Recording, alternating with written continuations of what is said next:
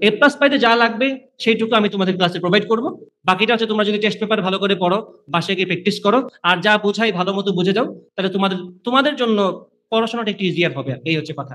কারণ কিছু জিনিস আছে তোমার মুখস্থ করার না, যেমন ধরো নাম্বার সিস্টেমের অনেক কিছু আছে তুমি মুখস্থ করে পোষাইতে পারবে না। আমি যদি তোমাকে এখন বলি যে নেন গেট থেকে নর গেট বানানো, নেন গেট থেকে এন গেট বানানো, নেন গেট থেকে নর গেট বানানো, এগুলো তোমাদেরকে বলি আমি এখন, এটা তোমরা কেমিস্ট্রির বিক্রিয়ার মতো মুখস্থ করে ফেলো অথবা বায়োলজির মতো মুখস্থ করে ফেলো, সেটা কিন্তু হবে না। তোমার কিন্তু এটা কেমিস্ট্রি বিক্রিয়ার মতো মুখস্থ করলে হবে না, তোমাকে অবশ্যই এটা বুঝে করা লাগবে। যদি বুঝে করতে পারো, তুমি অন্য আরো 100টা স্টুডেন্টের তুলনায় অনেক ফাস্ট এই কনভার্সন পারবা এবং তোমার লাইফ ইজি থাকবে। লাইফ ইজি মানে কি? তুমি যদি নেন থেকে নট পারো কনভার্ট করতে বুঝে, তুমি যদি নেন থেকে এন পারো কনভার্ট করতে বুঝে, তো তোমার জন্য কিন্তু নেন থেকে নর বানানো, নেন থেকে অর বানানো, নেন থেকে যে কোনো কিছু বানানো কোনো ব্যাপার না, তুমি সবকিছুই পারবা। সেগুলো বুঝে করতে হবে। তারপরে ধরো তোমাকে আমি যদি হাফ এডার পড়াই, ফুল এডার পড়াই, হাফ এডার দিয়ে কিভাবে ফুল এডার বানাতে হয় সেগুলো তোমাকে বুঝাই, আমি তোমাদেরকে অ্যালজেব্রা দিয়ে বোঝাই কিভাবে কি হয়, তোমার বুঝতে একটু সময় হতে লাগবে, বা সেই বোঝাটা দিয়ে তুমি অন্যদের আরো 10 ঘন্টার সময় তোমার বেঁচে যাবে। অন্যরা না বুঝে বারবার প্র্যাকটিস করতে থাকবে, তুমি বুঝে 2বার প্র্যাকটিস করলে হয়ে যাবে তোমার। ঠিক আছে? আর বই তো আছেই, তোমাদের বাসায় টেস্ট পেপার কিনা আছেই, সেগুলো তোমরা দেখবেই অবশ্যই। বাট যে যে জায়গায় তোমাদের খটকা, যে জায়গায় তোমরা আটকে যাও, সেই জায়গাগুলো আমি ক্লিয়ার করার চেষ্টা করবো। আর পরীক্ষা যেহেতু রেগুলার বেসিসে হবে, পরীক্ষার মাধ্যমে তোমাদের অনেক কিছু সলভ হয়ে যাবে। আর যেহেতু ক্লাসের আগে পরীক্ষা দিবা, পড়াশোনা একটু করে আসতে হবে, তাহলে যেটা হবে যখন ক্লাসে পড়াবো জিনিসগুলো আরো স্মুথলি তোমার মাথায় ঢুকবে। ঠিক আছে? তো ক্লাস শুরু হচ্ছে 11 তারিখ থেকে। আর কোর্সের লেন্থ খুব বড় হবে না। তোমাদের পরীক্ষা কোন মাসে? এইচএসসি পরীক্ষা কোন মাসে? জুনে। যদি আমি শুরু করি এপ্রিলের 11 তারিখ থেকে মে, ধরো মে এর মধ্যে শেষ করে দিব। এপ্রিল আর মে এই 2 মাসের মধ্যে আমি আরামসে তোমাদের আইসিটি পুরোটা শেষ করে দিব। শেষ করে দিব মানে হচ্ছে তোমাদের বোর্ড প্রশ্ন সলভ করব, তোমাদের পরীক্ষা নিব, টপিক ওয়াইজ যে ক্লাসগুলো নেওয়া দরকার সেগুলো ক্লাস নিব। আর বোর্ড প্রশ্ন সলভ সলভ করতে হয় না, তোমাকে যদি আমি একটা টপিক বুঝাই দিই, তুমি ওই টপিক বুঝে গেলে ওই টপিকের উপর ভিত্তি করে আসা 100টা তো তোমার টেস্ট পেপারে দেওয়া নাই, ওই টপিকের উপর বেস করে আসা 5-6টার প্রবলেম বোর্ডে যেগুলো আসে সেগুলো তুমি আরামসে সলভ করে ফেলতে পারবা। ঠিক আছে? তো এটা হচ্ছে কমপ্যাক্ট একটা ক্লাস হবে। এমন না যে আমি তোমাকে বসায় বসায় 50-60টা করে সিকিউ সলভ করে দিচ্ছি। এটা করার গাধাকে পড়ানো সেম হবে, গাধার মতো পড়লে হবে না। আমি তোমাদেরকে যা পড়াবো সেটার উপর বেস করে তুমি বাসায় গিয়ে আরো 10টা প্রশ্ন সলভ করতে পারবা। তাতে তোমার কনফিডেন্সও বাড়বে, সময় বাঁচবে। সময় বাঁচানোর জরুরি কেন? বিশেষ করে আইসিটির জন্য। কারণ আইসিটিতে তোমার আসলে যেইটুকু বোঝা দরকার সেটুকুই বোঝা উচিত, যেটুকু বোঝা দরকার না সেটুকু স্কিপ করা উচিত। কারণ আইসিটি কিন্তু ফিজিক্স না, আইসিটি কিন্তু ম্যাথ না, আইসিটি কিন্তু কেমিস্ট্রি না, এন্ড ফর মেডিকেল আইসিটি কিন্তু বায়োলজি না। এটা ভালো করে মাথায় রাখবা। আইসিটি জাস্ট আমাদের কি দরকার এখন এই মুহূর্তে? এ প্লাস দরকার। এই মুহূর্তে আমাদের আইসিটিতে শুধুমাত্র এ প্লাস দরকার, আর কিছু আমাদের আইসিটি থেকে চাওয়া নাই। একটু আমাকে বলবা আইসিটির কোন চ্যাপ্টারে সব থেকে বেশি প্রবলেম আছে? চ্যাপ্টার 5-এ প্রবলেম আছে, চ্যাপ্টার 3-তে প্রবলেম আছে, আর কোন চ্যাপ্টারে সব থেকে বেশি প্রবলেম আছে? বাকিগুলো তো পড়ো নাই। 3-তে প্রবলেম আর 5-এ প্রবলেম, ম্যাক্সিমামেরই এই সমস্যা। 3-তে প্রবলেম আর 5-এ প্রবলেম। বাট পরীক্ষায় আসতে 3 আর 5 থেকে প্রশ্ন আনসার করার চান্সটা ভালো থাকে যদি তুমি বুঝে পড়ে থাকো। কারণ ওগুলো সলিড প্রশ্ন, তোমাকে যাই দিবে তুমি বুঝে পারলে। নর্মালি সি প্রোগ্রামিং থেকে যে প্রশ্নগুলো আসে ওগুলো সহজ থাকে, কমন প্রশ্নগুলি আসে, কিন্তু পড়া না থাকলে তো কমন প্রশ্ন আসলে লাভ নাই, তুমি তো ওটা আনসার করতে পারবে না। সেইটা হচ্ছে কথা। সো মাথায় রাখলাম এগুলো। সো এপ্রিলের 11 তারিখ থেকে, এপ্রিলের 11 তারিখ থেকে মূলত 25 ব্যাচকে টার্গেট করে, মূলত 25 ব্যাচকে টার্গেট করে রিকেবি বাজার ব্রাঞ্চ থেকে এবং অনলাইনে দুই জায়গা থেকে, অনলাইন অফার দুই জায়গা থেকেই। রিকেবি বাজার শুক্রবার বিকাল 3টায় আইসিটি ক্র্যাশ কোর্স শুরু হবে। টার্গেট কোন ব্যাচ? 25 ব্যাচ। 26 ব্যাচ করতে পারবে কিনা? চাইলে পারবে, কোনো সমস্যা নেই। বাট মূলত এটা একটু ফাস্ট ফাস্ট যাবে, কারণ 25 ব্যাচকে টার্গেট করা, তাদের সামনে এইচএসসি আছে। এবং আমি মূলত আমার রিভাইস ব্যাচটা রাখছিলাম ফিজিক্স, ম্যাথ আর আইসিটি একসাথে। যারাই ভর্তি হয়েছে একসাথেই ভর্তি হয়েছে সেদিনটাতে। কিন্তু যদি কেউ থাকে এরকম আর্টস কমার্সের আছে, তাদের তো আসলে ফিজিক্স ম্যাথ পড়ার তো সুযোগ নাই, চাইলেও তো তারা পড়তে পারবে না, দরকার নেই তাদের পড়ার, তাদের তো শুধু আইসিটি দরকার। সেটা আগের থেকেই আইসিটি আলাদাভাবে এপ্রিলের 11 তারিখ থেকে শুরু হচ্ছে। যারা অলরেডি রিভাইস ব্যাচে আসো তারা তো আইসিটি পাচ্ছই, বাট যারা আলাদাভাবে আইসিটি পড়তে চাও, শুধুমাত্র আইসিটি পড়তে চাও, তারা এই যে বিশেষ ডিসকাউন্ট আছে 50% ডিসকাউন্ট, এদের জন্য শুধুমাত্র তারা এই কোর্সে জয়েন করতে পারো। কিভাবে পড়াবো, কোন কোন চ্যাপ্টার পড়াবো একটু বলে দিই।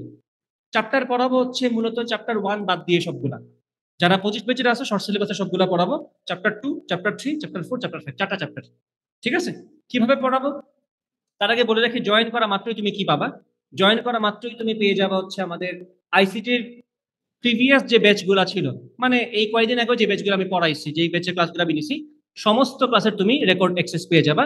ডেমো হিসেবে দেখাই, যেমন ধরো এখানে চ্যাপ্টার 3 এর ক্লাস 1, এটা হচ্ছে জুন 3, 2024, মানে বেশি দিন আগের না, গত বছর জুনের ক্লাসটা। এটা class 1 intro to number system and এটা কি লেখা আছে ভিতরে ঢুকি। তো এই যেটা প্রত্যেকটা ক্লাস আমার সুন্দরভাবে সাজানো আছে, এটা পাবা। Class 2 addition and subtraction and multiplication, subtraction ওই যে বিয়োগ, ওয়ানস কমপ্লিমেন্ট, টুস কমপ্লিমেন্ট ব্যবহার করে বিয়োগ, বুলিয়ান এলজেব্রার ফুল ক্লাস আছে, আগের ক্লাসের রিভিউ ক্লাস আছে, NAND gate as an universal gate, NOR gate as an universal gate, এখানে সবকিছু টপিক ওয়াইজ সুন্দরভাবে সাজানো আছে। ঠিক আছে, এইভাবে চ্যাপ্টার 5 এই যে সি প্রোগ্রামিং এর সবগুলো ক্লাস সুন্দরভাবে রাখা আছে। তুমি জয়েন করা মাত্রই প্রিভিয়াস সবগুলো ক্লাস পেয়ে যাবা। তার মানে আমি ক্লাস শুরু করার আগেও তুমি যদি চাও জয়েন করে প্রিভিয়াস ক্লাস দেখতে, সেটা করতে পারবা। আমি ক্লাস নেওয়ার আগে তুমি যদি চাও দেখে আসতে, সেটা তুমি দেখে আসতে পারবা। এবং এই সবগুলো কিন্তু রিসেন্ট ক্লাসেস, এমন না যে আমি 3 বছর আগে ক্লাস রেখে দিছি। এইখানে কিন্তু ক্লাসগুলো আপডেট হচ্ছে। দেখো লাস্ট আমার এই যে কয়দিন আগে ক্লাস নিয়েছিলাম 2025 ব্যাচের, এই যে 2025 সালেরও ক্লাস আছে এখানে, রিসেন্টলি যেগুলো আমি নিয়ে শেষ করছি মাত্র, সেগুলো পাবাই। আর রিভাইজ ব্যাচের ক্লাসগুলো এখানে এড হতে থাকবে, সেগুলো তোমরা পাবা, কোনো সমস্যা নেই। আচ্ছা, কিভাবে পড়াবো? ক্লাসে আসা মাত্রই বোর্ড স্ট্যান্ডার্ড চ্যাপ্টার ওয়াইজ পরীক্ষা দিবা। পরীক্ষা হবে বোর্ড স্ট্যান্ডার্ড, তারপরে চ্যাপ্টার ওয়াইজ যে যে টপিকগুলো তোমার ভালো মতো বোঝা দরকার, সিকিউ এর জন্য, এমসিকিউ এর জন্য, সেগুলো ভালো মতো পড়াবো। ঠিক আছে, ক্লাসের টাইমিংটা থাকবে, প্রথম ক্লাসটা তো শুক্রবার, যেহেতু সবারই ছুটি থাকবে সেজন্য শুক্রবার দিয়ে শুরু করতেছি ক্লাসটা। নর্মালি ক্লাস থাকবে শনি সোম বুধ দুপুর 12টায়। শর্ত সাপেক্ষে ক্লাস আগে পিছিয়ে হতে পারে, আগে যাবে না, পিছালে পিছিয়ে যেতে পারে, বাট 12টার সময় আপাতত রাখছি। শনি সোম বুধ দুপুর 12টায় রিকে বেবাজের ব্রাঞ্চে ক্লাস হবে, এবং ক্লাসটা জুমেও যারা থাকবা লাইভে করতে পারবা। মানে ক্লাসটা তো অফলাইন অনলাইন সবার জন্যই, আর সবার জন্যই ফি সেম। অফলাইনে করো অথবা অনলাইনে করো, আমার আসলে তেমন কোনো পার্থক্য থাকে না। অনলাইন অফলাইন সবার জন্যই কোর্স ফি 1500 টাকা, যদি আগে ভর্তি হও আর কি। আর অফলাইনে তো সিট লিমিটেড, জানা কথা, সিট তো চাইলেও আমি 100 জনকে পড়াতে পারবো না এই রুমে। আপাতত বেঞ্চের সংখ্যা অনুযায়ী কজন বসতে পারে বলতো? বেঞ্চের সংখ্যা অনুযায়ী কজন বসতে পারবে বলতো? পার বেঞ্চে যদি 4 জন করে বসে, 1টা 2টা 3টা 4টা 5টা, 4 5 20 জন, এর বেশি দিতে পারবো না। যদি ওভারফ্লো হয় তাহলে তো বেঞ্চ নতুন আনতে হবে, সেটা তো পরের ব্যাপার। বাট অফলাইনে ভর্তি হতে চাইলে আগে আগে ভর্তি হইতে হবে, এটা হচ্ছে কথা। আর অনলাইনে চাইলে মোটামুটি যতজন চাও ভর্তি হতে পারবে, কোনো ব্যাপার না। এই হচ্ছে কথা। আর এই তো, ক্লাসের লেন্থ কেমন হবে? Depending on the chapter, depending on the topic, depending on the students. যদি ক্লাসটা থাকে এমন যে স্টুডেন্টরা সবকিছুই পারতেছে মোটামুটি, তাহলে ক্লাসটা ওভাবেই চালাবো। যদি দেখা যায় স্টুডেন্ট একটু দুর্বল, আর ক্লাসের আগে পরীক্ষা নেওয়ার উদ্দেশ্য এটাই হচ্ছে যে তোমাদের কার কি অবস্থা সেটা যাতে আমি বুঝতে পারি। যদি দেখা যায় একটা 30 মার্কের পরীক্ষায় মার্কস পাইছে কয়েকজন 5 করে, তার মানে ওই ক্লাসে আমার একটু ডিটেল থেকে শুরু করা দরকার। যদি দেখা যায় একটা ক্লাসে, যেমন আজকে তোমরা সবাই সবকিছু পারছো মোটামুটি, আমার কিন্তু প্যারা নাই, খুব একটা বেশি কিছু বুঝাইতে হয় নাই, 1 2টা টপিক আলোচনা করছি, তোমাদের সলিউশন দেখে নিচ্ছি, ক্লাস মানে আমাদের হয়ে গেছে। বাট যদি দেখা যেত এই ক্লাস, এই এমসিকিউ পরীক্ষার 15টার মধ্যে 3 4টা করে পারছে এরকম মানুষ আছে, তাহলে কি আমার একটু বেশি পড়ানো লাগতো না? এরকম ভাবে। সো এটা হচ্ছে ডাইনামিক্যালি সেট করা হবে, যেভাবে তোমরা পরীক্ষা দিবা, তোমাদের পরীক্ষার পারফরমেন্সের উপর ভিত্তি করে ক্লাসটাকে আমি ছোট বড় করব, ক্লাসের কন্টেন্ট আমি বাড়াবো কমাবো, ডেপথ কতটুকু লাগবে সেটা আমি তখন ঠিক করবো। ঠিক আছে, আর আরেকটা ব্যাপার হচ্ছে চ্যাপ্টার 2 যদি আমি বলি, চ্যাপ্টার 2টা কিন্তু কাইন্ড অফ মুখস্থ টাইপের। এমন না যে তোমার এগুলো সবকিছু মুখস্থ করতে হয়, এগুলো কোনো ব্যাখ্যা নেই, এগুলোর ব্যাখ্যা অবশ্যই আছে। চ্যাপ্টার 2তে এটা এরকম কেন, এটার হার্জ এরকম কেন, এগুলো তো ফিজিক্স দিয়ে ব্যাখ্যা করাই যায়। কিন্তু সমস্যা হচ্ছে আইসিটি তোমার কখনোই মেইন স্ট্রিম সাবজেক্টের মধ্যে পড়ে না।